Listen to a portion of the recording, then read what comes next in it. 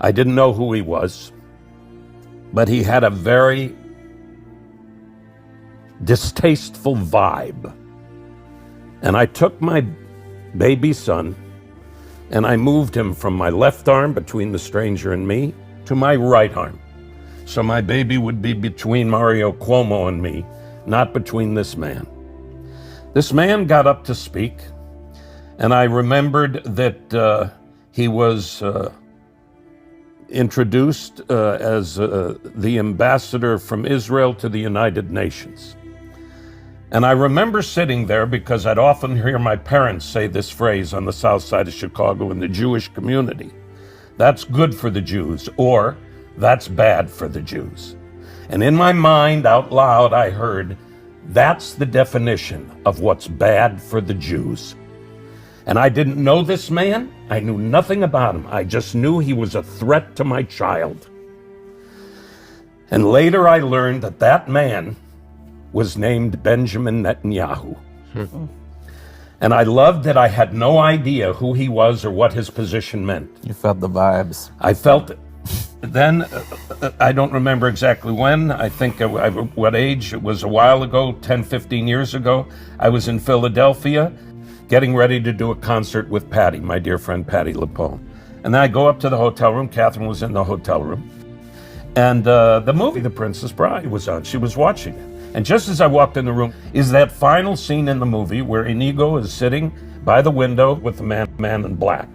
And the man in black asks Inigo, would he like to be the next Dread Pirate Robertson? And the Inigo Montoya actor, who was me, I remember, at 36 years old, I think, it was 1986, do the math, I was born in 52.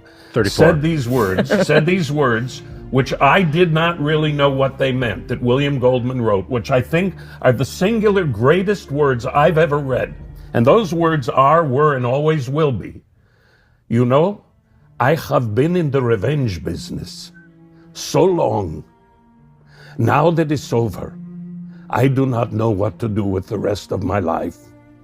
And I ask Jews all over the world to consider what this man, Benjamin Netanyahu, and his right-wing government is doing to the Jewish people all over the world. They are endangering not only the state of Israel, which I care deeply about and want to exist, but they are endangering the Jewish population all over the world. He is the most dangerous thing, not just since October 7th.